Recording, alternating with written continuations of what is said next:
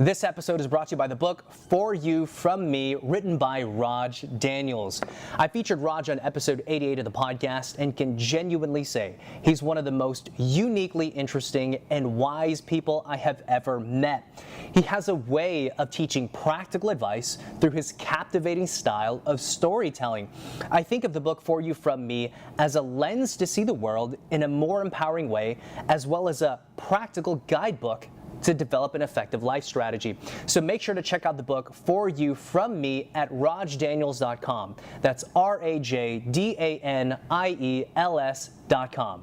Welcome everyone back to the Pathways to Success podcast. I'm in studio with Dustin Joost. Hey everyone. And Dustin is the VP of Sales and Marketing for YourCause, a software as a service company that builds meaningful connections between corporations, employees, and nonprofits. Dustin, welcome to the podcast. Thanks for having me, Julian. It's good to have you. It's good to have you. So before we kind of jump into the things that we want to discuss today, I want to share a few more things about you just so our audience knows more about you. So you joined YourCause as an early employee, and you have overseen the global goods network growth to more than 250 corporations, supporting more than 7 million employees across 170 countries.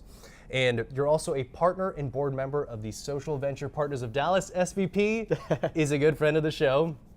A board member for the Dallas Heroes Project, mentor for the University of North Texas Professional Leadership Program, formerly co-founded Sales Hacker DFW, and served as a board member for Digital Dallas. When do you sleep, Dustin?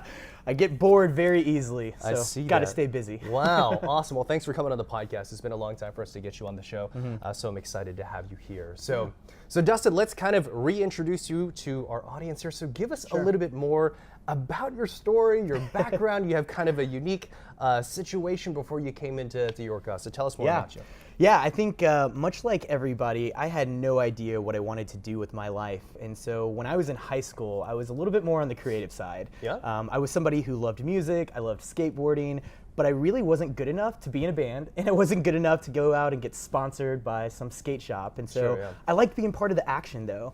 And I really fell in love with the ability for video to capture these emotions as it relates to music or action sports. Yeah. And so when I was about 14, I started making skate videos and started making these really crappy music videos with my friends. Really? bands. I didn't know this about you. Is this on YouTube? Hopefully not. We will link these in the show notes. Right. Yeah. So I started making these music videos and really loved the whole concept of cinematography and video production. And of course, it was very different back then. I mean, YouTube wasn't around. Social media didn't exist, but started making these videos, and that really planted the seed of creativity for me. So going off to college, I knew I wanted to be a film major. My dream was to be a music video director. So in high school, I had started making music videos for a small website back in the day called punkrockvids.com. What a name, right? But I would go and film these live shows for bigger bands that were coming through Texas, and we had a blast. I mean, I put together a little crew. We'd make some great videos, but it was more about the fun behind it. Yeah. And so going off to college, I was dead set on getting a film degree and just going out to the West Coast, becoming a music video director for the rest of my life. So when I started my freshman year of college up here in Dallas at University of North Texas, I was, go Mean Green. Yeah. I was looking for a few bands to make some music videos for, and there was a record label in McKinney called Pluto Records. They had a few larger bands. Yeah. It was more in the metalcore and hardcore scene, so bands that went on to Metal Blade Records like Norma Jean or As Lay Dying, they had started with Pluto. And I just threw it out there and said, hey, I'm new to the town, would love to make some music videos. You've got some great bands. Can I hop on board and just shoot a few videos for you? And their founder and CEO, Brian Coble, still one of my good friends today, he said, sure, why not? You make me a few free music video. Let's do this. And so started producing a few videos, and at that time, this is about 2005, the concept of social media didn't really exist. It was all this concept of new media. MySpace was big, Facebook has just started launching on non-Ivy League college campuses. I think it was more Friendster was still the thing. Right. But I saw the opportunity for you to take digital content and spread it through these new media channels. And so I started realizing that my passions as related to music videos weren't really about the content that I was producing, but rather how I was promoting that content. So I pitched Brian this idea of creating a new media team within Pluto. of, hey, we can create these one-off videos, not just music videos, but kind of a peek behind the curtain in the lives of these artists. And we would go out there, create this content, put it out through MySpace, and try to build more of a community following. Wow. He loved the idea, and I think he loved it because I told him I'd do it for free. Yeah. But I started my first internship in college. Yeah. I was working about 40 hours down in McKinney while taking a full course load. So driving back and forth from Denton to McKinney every day, and it was a blast. I mean, we started actually hiring on other directors in LA to do some music videos, really started getting it pushed out there. We were fortunate enough to get a distribution deal with Warner Brothers. So Are you serious? we went from having our artists just on iTunes Yeah. and a handful of small record shops to actually Best Buy. And so Yeah. my role moved more into how do we get our artists into video games and some of the licensing. Interesting. And I loved it. I mean, I thought I was kind of at the top of my game, right? Working Yeah. for a record label, I was making music videos, and I started getting away from the creative side of the production, but much more of that promotion, and that's where I really found my love for marketing. But towards about a year into that internship, so almost a sophomore year in college, Warner Brothers started downsizing. You know, the music industry was totally changing, and they ended up cutting the distribution deal. So we really didn't have any funding for the rest of the year. We couldn't put out any other records. I really had no budget to do any sort of content with. And that was a wake-up call for me. That's when I realized, you know, the music industry is great. I could see myself being in it one day, but there's just a lot of change going on right now, and I think I need to take a step back and really figure out who I am, because I was so dead set on the creative side and the video production side that I was charging ahead for years with that and didn't take a step or didn't take a time to stop and think about, well, who am I? Who am I? What do I believe in? What are my values that I could then apply to my professional career? So I left Pluto, got a few other internships, marketing agencies. We had somebody one day tell me, hey, you know, you're really good at creating communication messages and you're creative, but you can also form relationships with people. Why don't you go check out sales? And, you know, I had the preconceived notions of what sales was. You know, I felt it was, I just thought of it as the, you know, cold call, smile and dial, selling your friends type of environment, but had a few internships that exposed me to different sides of what sales are, what sales is. And that's where I realized, man, you can combine what you're doing with marketing into sales, and really that's the direction it's heading, and be really creative with the way that you form relationships with people. So had a pretty awesome experience. First job out of college was working with different universities, consulting them on their Greek life and their student life.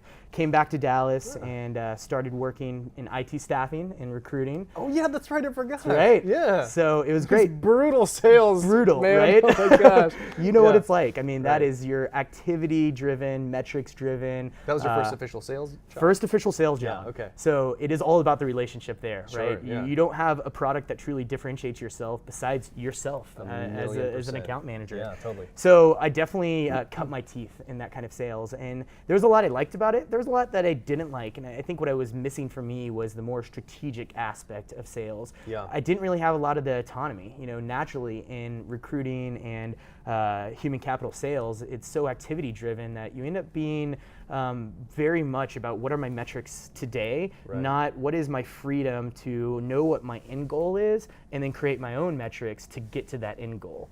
Yep. So that's where I discovered YourCause. Yeah.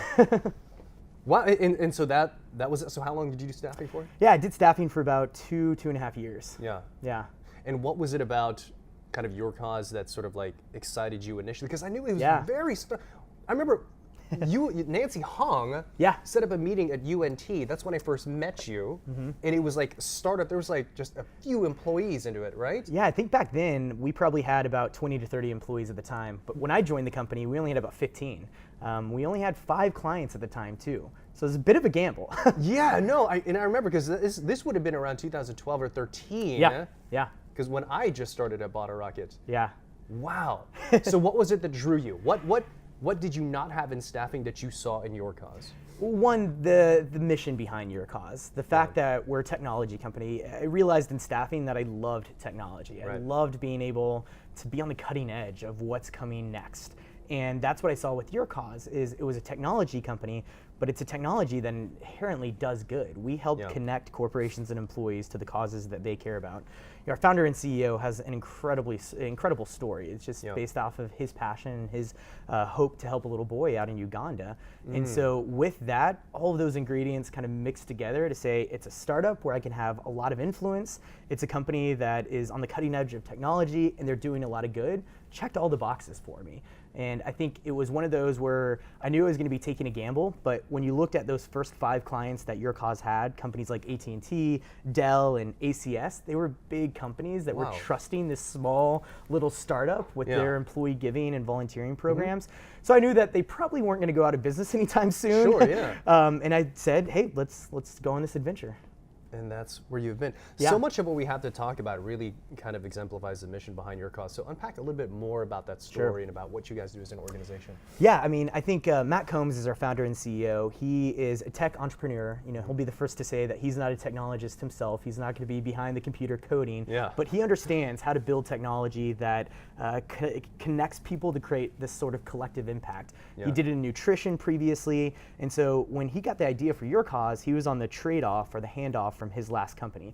So it was one of those very emotional and trying times as an entrepreneur. He had one daughter and another daughter on the way, and he was coming home one day and he caught a documentary about what was going on in Uganda. And this is back in 2007, so well before that big Kony 2012 movement that was led by that documentary. But the same thing was happening. It was Joseph Kony was building up the Lord's Resistance Army, and his tactic was he would fill that army with children. So he'd go out to these villages, kidnap the children, and what he would do is send them back to their village within about 48 hours so that they would commit some sort of atrocity against their village so that if they ever escaped the army, they would never be allowed back. Wow. So Matt is watching this interview with a little boy by the name of Patrick. And Patrick was telling this story about how he was kidnapped. A day later, they went back to his village. They knocked on his family's hut. His father answered the door and they killed his father right in front of him. And then they put a gun in Patrick's hand and said, we're either going to kill you and turn your sister into a sex slave, or you can kill your own mother. So at the age of 6, Patrick was having to make this decision around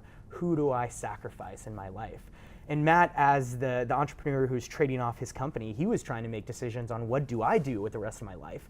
But he just felt so spoiled because he's not having to decide on what family members he keeps alive.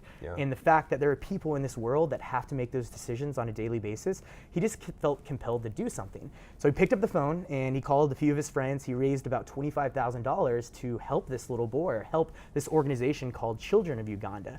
But what he realized was, unless you're a larger organization, a American Cancer Society, an MS-150, a United Way, back in 2007, there were no online tools that allowed donors or consumers to fundraise for your particular cause. Much less it was hard to take online credit card donations back in those days. So that's where he came up with the idea for what was supposed to be my cause, the MySpace of causes. MyCause.com was $10,000 a year. YourCause.com was $9.99 a year. So hence YourCause. But the whole goal was to connect consumers and allow them to just fundraise via credit card. I mean, now you see all sorts of sites that do that, but again, back then, nobody was really doing it. So he went to some of his business partners and said, hey, I have this idea, and it's highly emotional. I haven't really done any due diligence, and I have no idea how we're going to make money. But I think we can do a little bit of good, so help me out here. Matt's philosophy when he looked at how do we make money on this business was you really had 2 options. You could do that percentage of donation model, where every dollar that flowed through the platform, you just took a small percentage of that. Or you could go more of the cause marketing route and tried to build up advertisers. And he knew that cause marketing was quickly becoming a thing. AT&T was doing their big Tom Shoes campaign back in the day.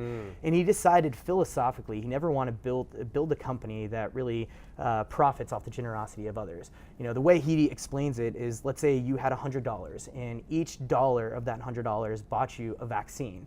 And you could go into a village and you were passing out these vaccines, these life-saving vaccines to 100 children. Well, when you got to child number 97, what are you going to tell them when you say, you know what, I'm not going to give you this vaccine because I want to take this one for myself. I need to build my own revenue. I want to profit off that. So that message of profiting off generosity just really didn't resonate with him. So that's where we launched YourCause, and the business partners and Matt said, all right, well, we've got to figure out how we're going to make money off this, and we'll give us 6 months. And in 6 months, we want to either raise $100,000 or get to 20,000 members. If we can hit those goals, then we know we have something. Well, 6 months go by, we hit 17,000 members, $76,000 raised, which is a huge accomplishment. Heck yeah, man. But it took so much work to get to that Yeah. number, and we just knew that it wasn't going to be sustainable. So he went back to his business partners and said, hey, we've got to pivot. They said, you know, we need a little bit more runway, give us time to pivot. So we know AT&T, they're right up the street, right down the street in San Antonio. So why don't you go pitch them? They can maybe be a cause marketing sponsor for you and give you a little bit more time while we figure out how do we transition this business. So he goes down to AT&T, and it was a total favor meeting because it was in the middle of nowhere when they were in San Antonio, this nondescript building. You walk in, and none of the conference room lights were on. He had this conference room out in the back of the building, and there was a bunch of interns around the table, but there was one decision maker there who was the chief sustainability officer.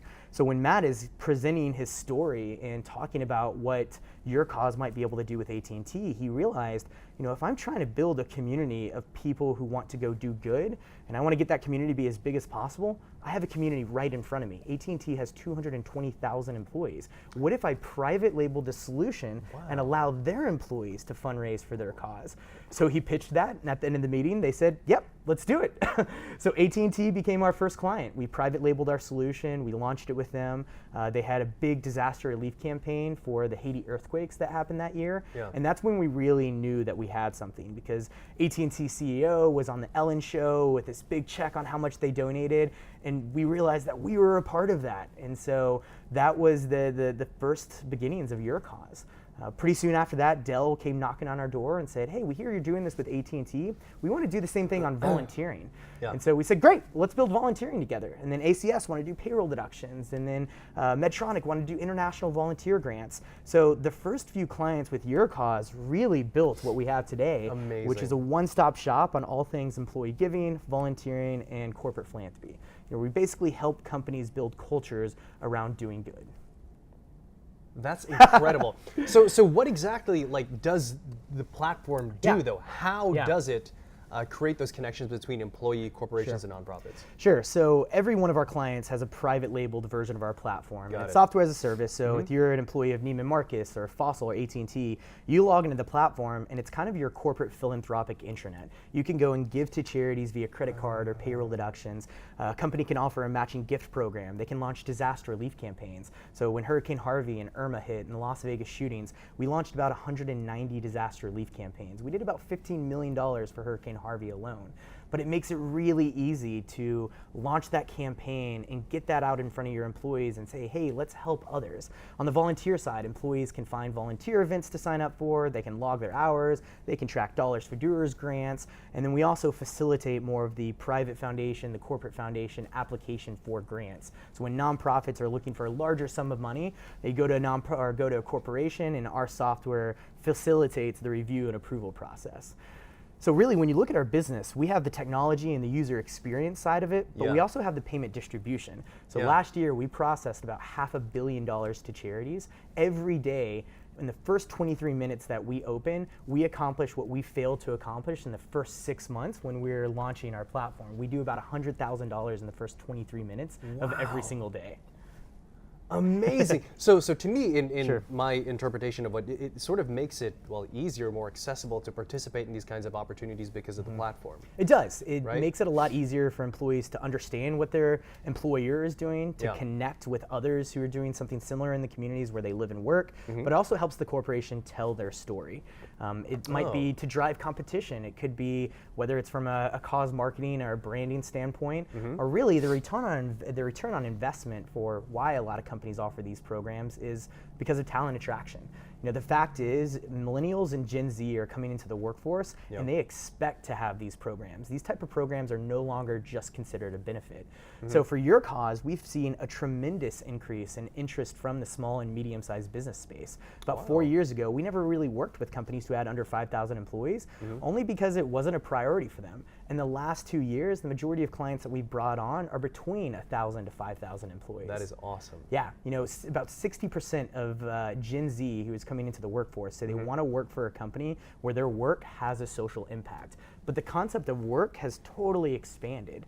It's no longer about what I'm doing 8 to 5, but instead my profession and the skills that I use in my profession, how can I apply those skills to do good in the world? It might be what I'm doing during my 8 to 5, or it could be doing what I do with Social Venture Partners or another nonprofit organization through skills-based volunteering.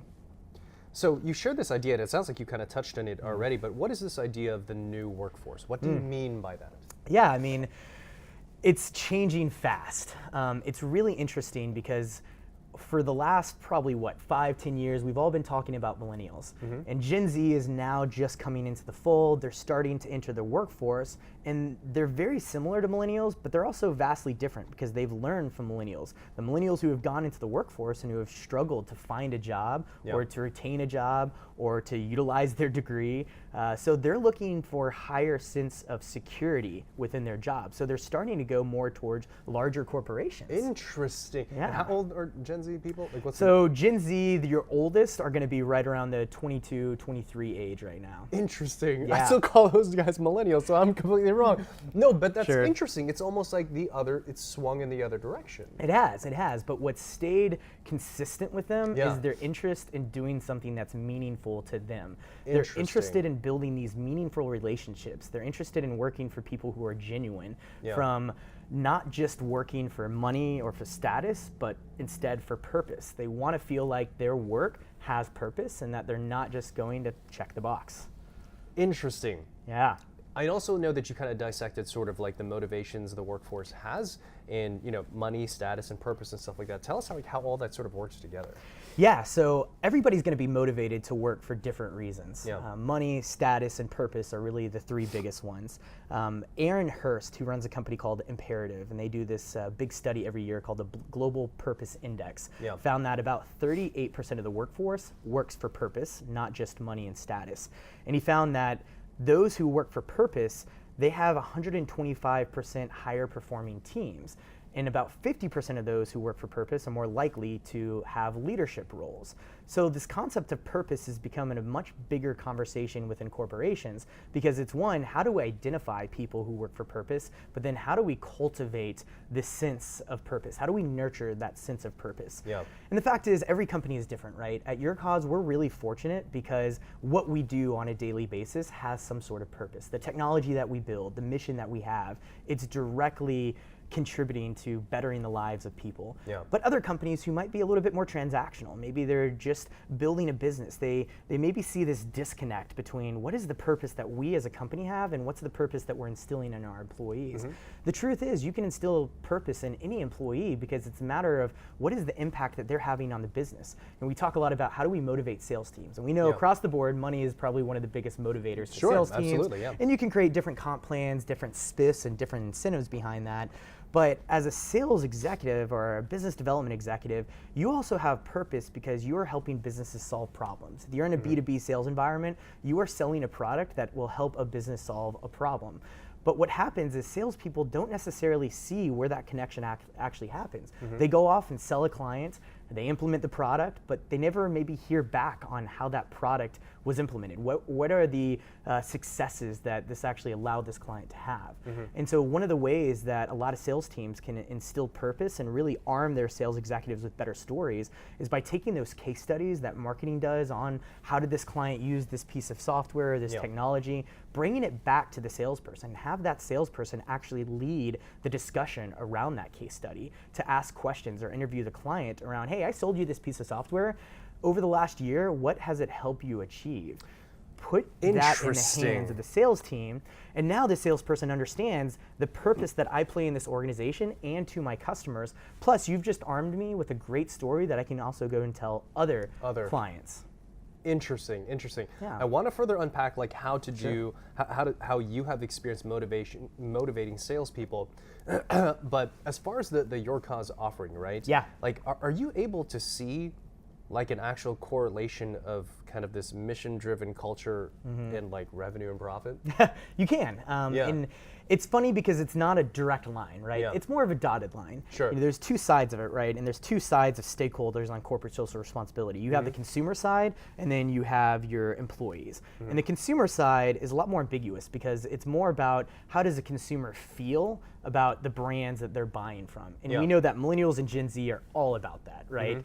Increasingly, Gen Z is becoming more aware of the corporations they're buying from, and they're refusing to buy from corporations that, don't align with their their values. Yeah. So you can look at the consumer inside and say the stories of what a corporation is doing to support their employees or to support other nonprofits directly impact your return on investment or directly impact your revenue. On the flip side, though, is really the employees. And I think that's where we see corporations having a true interest because, one, it's a talent war. And you get this more than anybody, right? Totally, yeah. Everybody is fighting for those A-type employees, those all-stars.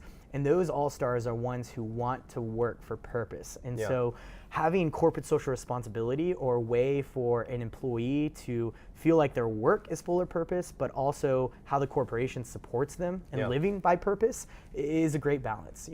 One of our client CEOs put it really well when he said, the concept of work-life balance is just totally gone, right? Whether it's Silicon Valley startup or you're a larger corporation, nobody really talks about work-life balance, but instead, how is work supporting you in achieving your goals in life? So work is becoming much more intertwined with what you are doing in your own life. So corporate social responsibility and employee engagement in those programs is one way to intertwine what somebody does in work with their own life, because they want to go back and do good in the communities where they live and work. So if your employer can support you in doing that, then you've now combined those two things together.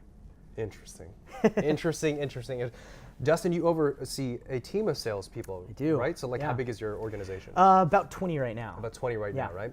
So I know one of the things that I wanted to discuss with you is how you motivate salespeople because, contrast to, we keep bashing the staffing industry, but I know it's metrics driven. It's known for being kind of a churn shop. Yeah. It's driven by metrics and by numbers and by quotas, and it works for that kind of industry. Right. But what are you seeing, especially the kind of company that you are, motivate salespeople? I think it boils down to a few things. We won't spend time talking about the money side of it because you can just Google and find different types of incentives or comp plans around that. But for me, it boils down to first trust. Because if my team trusts me and I trust them, that means I have a relationship enough to understand what their motivations are. Everybody is going to be motivated by something different, whether it is money, status, or purpose. You have to have that level of trust to understand those motivations. The next piece of it is really autonomy. And that's not something you hear a lot about in sales management. Right, because it is so metrics and activity oriented that you can kind of get into those micromanagers within sales management that they want to know what you're doing all day, every day. And I understand the value of that, but if you trust your employees, then flip that on its head a little bit. Help your employees and your team understand what your end goals are. And you as a sales manager probably know the methodology behind activity to end goals, but why don't you challenge your team to be autonomous and come up with their own strategies and their own metrics to get to that end goal. But your role as a sales manager is not to just tell them those activity metrics, but instead coach them on developing the strategy to get there.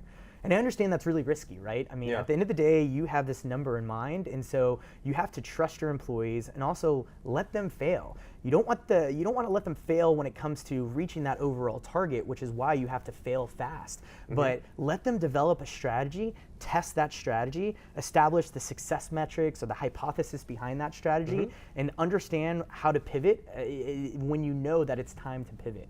So you have to provide some guardrails for them, but you don't want to provide too many guardrails to where they just follow the process. Because at the end of the day, results over process in sales. So don't focus too much on the process that you've established, but empower them to come up with their own process. So you have them all sell differently? They all have their own unique styles. So we have our philosophies of how we sell as a team, but I do empower them to say, here's your quota, here's your goal. How do you think you can walk backwards into this predictable revenue model and come up with your strategy behind it? Interesting.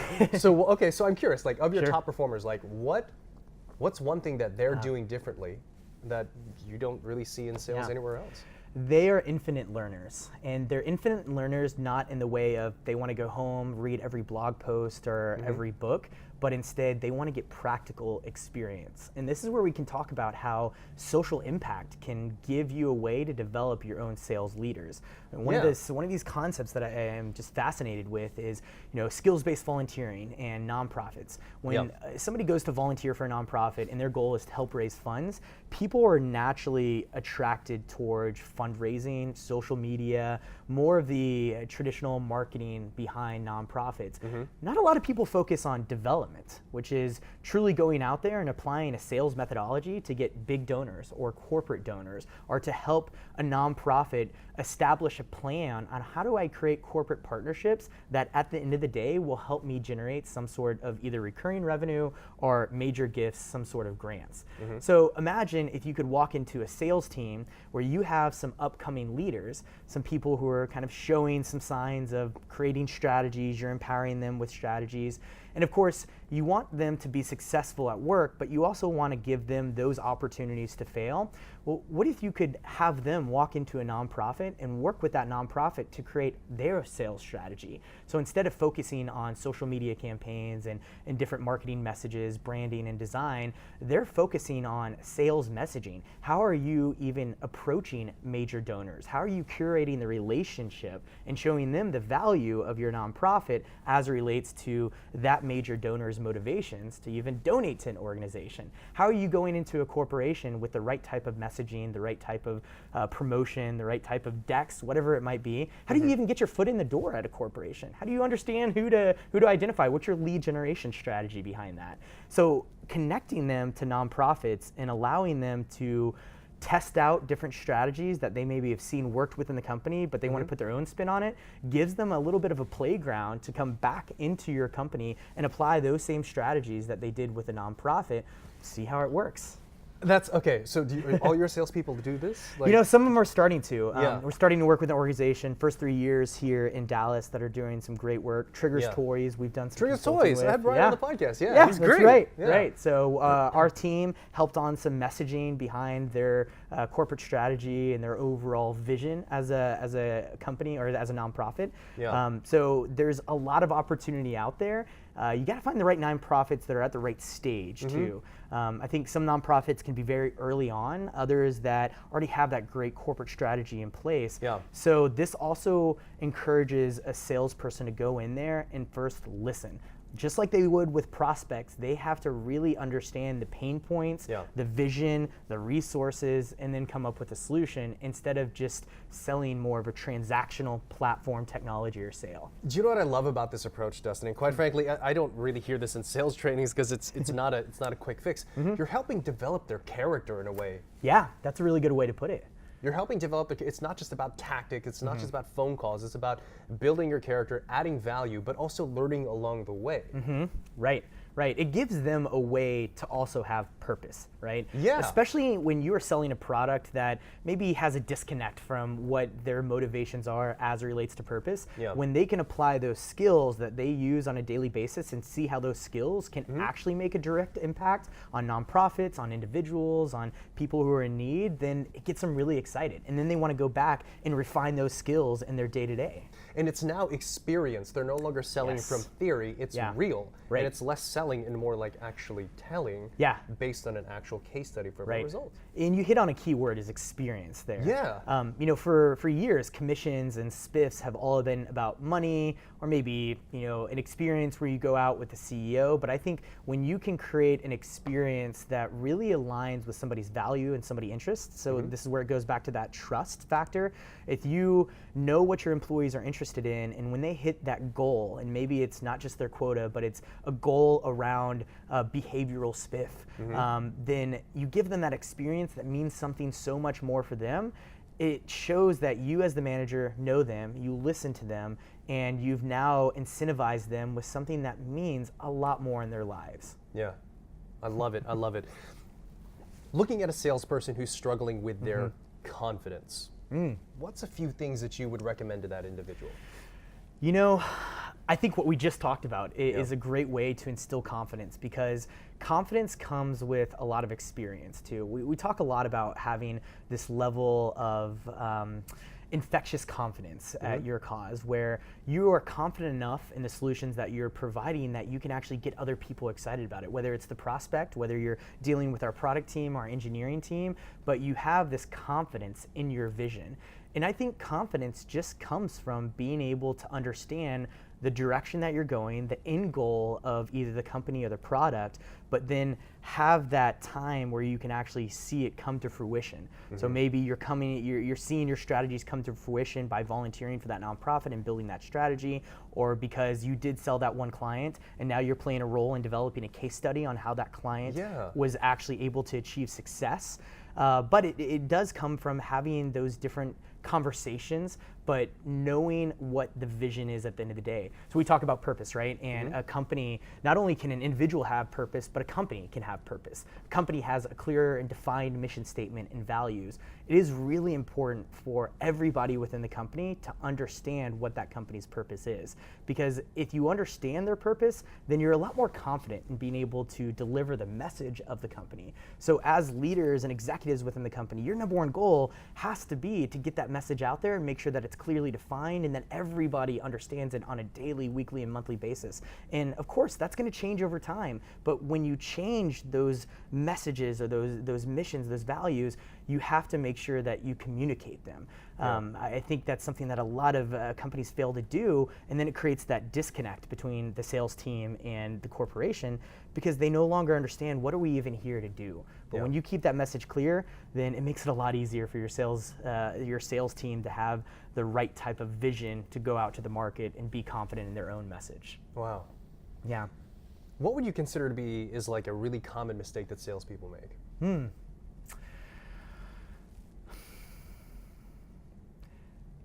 I think the most common mistake is not fully listening. Not fully listening? Right. Yeah, And we talk about this all the time, the 80-20 rule in sales of, you talking 20% of the time, getting your prospects to talk 80% of the time. But it goes to a much, much deeper level because when you're just listening at a surface level, you're not getting the right type of answers in order to really understand how you're going to position a solution, to understand your customers' business problems and overall what are the motivations behind them even looking at a solution right now. So you have to constantly zoom in. I think there's a lot of sales teams or a lot of sales individuals that they're listening, but they're listening at a very surface level. They're asking questions, but they're not zooming in on those questions even further. I think you can effectively run a discovery or exploration call by just asking 3 or 4 simple questions, but then zooming in on every single one of those answers, as opposed to having your kind of list of 20 plus questions that you want to just check the box on as you're going through an exploration process. It's that level of active listening and zooming in that will help a salesperson really understand the problems that their prospect is trying to solve. Yeah. What do you do, Dustin, to develop yourself as a salesperson? I think it's through a lot of what you and I do together, Julian. It's being active and involved in the community and other organizations. I'm somebody who I'm hungry for perspective. I love going out to different events or different organizations and, again, listening to people and learning from their perspective. I'm a big believer in the more perspective you have, the more you're able to form your own opinion on things and more of an educated opinion. So I really embrace Reid Hoffman's infinite learner type of mentality. So whether it's listening to podcasts like yours or Reid Hoffman's podcast or Louder Than Words, there's a lot of great resources out there that just give you different perspectives. But then you have to go and apply those perspectives. And that's where I think it's more than just going to an event and going to an organization, a luncheon, but instead stepping up and becoming a leader within those organizations. So that's where you can actually test out your different theories. That's where you can test out how you manage and interact with people, see what works and what doesn't work. I think the organizations I've been involved in over the last few years have allowed me to just constantly expand my knowledge and fail in different scenarios that at the end of the day aren't negatively impacting YourCause's revenue. So I can take what has worked and apply that to YourCause, A/B test it, and then apply that to other organizations. Dude, that's what I've always really liked about you, Dustin, because you're not a fake guy. You genuinely have this like amazing personality. I remember like, Thanks. I was like, is this a real personality? Does he actually smile all the time like this? Yeah. You know what I mean? But not only do you're a great figurehead for this company, not because you're a great salesperson, yes, you are that, but you do. It's all the stuff outside of it. It's like you were this character before you were, going into YourCause, and that's why I think there's such a great like marriage there. I appreciate that. I mean, I think a lot of that just comes from embracing positivity. There's too much negativity in the world that if you focus on that, you're just going to beat yourself up. So every day you kind of have to focus on what's going right and what can I do more to feed that positivity. I think a lot of it is my mom. She was always a super positive individual. I remember the elementary school nurse called me Smiley all the time. Really? It was just ingrained. Yeah, exactly. Right. It was ingrained in me from day one of you have to treat people the way you want to be treated. And more than anything, you have the ability to influence people with nothing more than a smile. We hear this all the time about how that one person who smiled at somebody walking down the street totally changed their day. And it's true. And that's also true as a leader within a company, right? Just the way you interact with your team members, the way you interact as a sales leader, the way you just come into the office, and whether or not you have a smile on your face or you're frowning, that totally bleeds into the emotions of how everybody else is feeling that day. Love it. Dustin, the topic of this conversation echoed quite a bit of this idea of purpose. What is your personal purpose? Oh, man. At the end of the day, I want to help people do good in however they see fit. For me, I think technology has a really awesome way of delivering collective impact. So if you were to boil my professional purpose down into anything, it's how can technology help people achieve this level of collective impact? You know, there's so many people in the world today. There's so many people that are doing great things. There's a lot of people that are working on solving the same issues that if we can use technology to have them collaborate even more, we could probably alleviate a lot of those issues that are happening. So what I want to do is really figure out how do I help people find their own purpose and then use technology to empower them to achieve greatness. I love it. Dustin, what else should we talk about, man? Oh man, what else? I don't know. What are some of your philosophies as it relates to purpose, Julian? Why I want to turn this interview around on you. Why do you do what you do? I mean, even creating the Pathways to Success podcast. What's your purpose behind all of this? You know, my purpose really always has been to find a way to do something that you love, that you are uniquely good at, and helps other people. And the more that I seem to be in whatever that zone seems to be, the more I seem to be able to create a lot of unique value for other people, right? And I know what it's like to live a life and to work a job arbitrarily.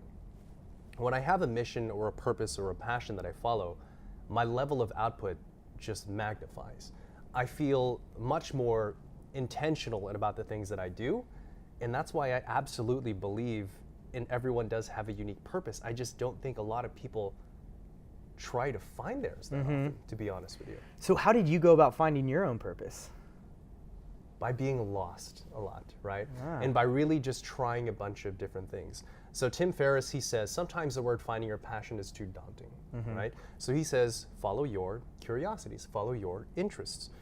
Well, I found that to be true because it's a much more primal sort of thing. And me, I have a tendency to be over analytical. I will overthink things, right? Instead of just taking action. But I found out whenever I just took action in the direction of my bliss, more things started to unfold, started to unpack. Like this podcast, it was just purely a creative outlet, right? And I knew I always loved getting to know people. I loved interviewing people. As a recruiter, I've done thousands of interviews, right? And I knew I was good at it, and I knew it helped people because I knew conversation around value gave people ideas, inspiration, motivation, actionable tools. And of course, this is the thing that changed my life. You know, I became a sponsored podcaster, you know, an actor, model, paid keynote speaker. I founded a training and development company. And that's why, to me, purpose isn't just like this funny thing that you, or this fun thing that you do. Dude, it will change the trajectory of your life if you find it. Right. It gives you a much clearer, a clearer vision on what you're meant to accomplish. Yeah. And also, I think Tony Fleo, one of our very good friends, and actually, you were actually there. The super amazing Tony Fleo. The super amazing. He's connected so many people. He's been on the podcast, just CEO Social Venture Partners. I owe him so much. And I think you may have been there one of those days. He would invite me to do kind of those sharings, those testimonials during the SVP happy hours, right? And I remember the first one that I was going to do, I was so nervous. I almost didn't show up. I was going to cancel on him because I was still new to the organization. I'm deathly afraid of public speaking, but I really cared about what I was going to say. And this was the first time I actually practiced and prepared for something. And I delivered that sharing, and like time stood still. It was like the best talk I've ever done, like in person. And then, I don't know, I just felt like I was sort of walking in what I was supposed to do. This is not about me, Dustin. Why are you flipping this around on me? Anyway, yes, I totally agree with the mission and purpose thing. Yeah, Tony is a great example, though, of what makes for a successful sales leader. Because Tony is so focused on developing the next generation of leaders. Yes, he leads with a servant's heart. I mean, he is so selfless, but he will constantly challenge you to be the best version of yourself. 100%. And he will throw you under the bus when you're not the best version of yourself. We all know that, right? But I think that is truly what helps create a high-performing sales team is when you can move past, hey, we're here to just hit a revenue target, but instead, we're building products that truly help people change their lives, help businesses increase their capacity, help nonprofits build capacity, in Tony's case.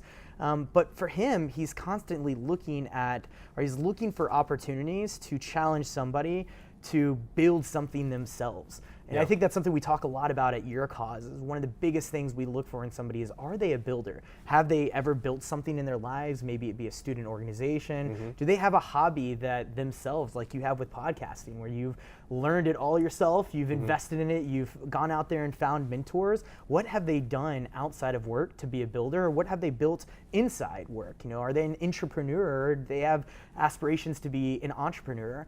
Because when you can create an organization that is full of builders, then you have people who are just biting at the bit to go out there and do something new. They want to create something that hasn't been done. They want to do something differently.